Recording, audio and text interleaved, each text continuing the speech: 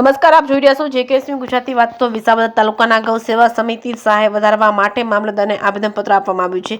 વિસાવદર તાલુકાના ગૌ સેવા સમિતિ દ્વારા મામલતદારને આવેદનપત્ર આપવામાં આવ્યું છે, જેમાં સરકાર દ્વારા ગૌશાળા તેમજ પાંજરાપોળને અપાતી સહાયમાં વધારો કરવા માટે તેમજ ભારત સરકારના એનિમલ વેલફેર બોર્ડની તારીખ 3/5/2018ની એડવાઇઝરી મુજબ સહાય આપવા તેમજ શહેરના રખડતા પશુઓને પકડીને જે તે લગતા પાંજરાપોળ કે ગૌશાળામાં મોકલવામાં આવે અને પશુ રાખવા માટેની જગ્યાનો અભાવ હોય ત્યારે સરકાર દ્વારા જગ્યા તેમજ ઇન્ફ્રાસ્ટ્રક્ચર તૈયાર કરવા માટે સરકાર દ્વારા ફાઇનાન્સ આપવામાં આવે તેવી માંગ સાથેનું આવેદનપત્ર વિસાવદર મામલતદારને આપવામાં આવ્યું છે, જેમાં વિસાવદર ગૌશાળા, પાંજરાપોળ તેમજ તાલુકાની ગૌશાળામાં ચલાવતા તમામ સંચાલકો સહિતના હાજર રહ્યા હતા. જેકેએસની ગુજરાતી સાથે હરીશ મહેતા, વિસાવદર.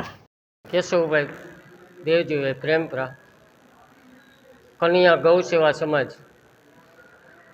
મુખ્યમંત્રી ગૌ સેવા પોષણ યોજનામાં 30 રૂપિયા બરોબર છે, પણ એમાં આ મોંઘવારીમાં 30 રૂપિયા બરોબર પોસાય નહીં. એટલા માટે સરકારશ્રીને અમારું નિવેદન છે 100 રૂપિયા કરી આપવા નમ્ર વિનંતી.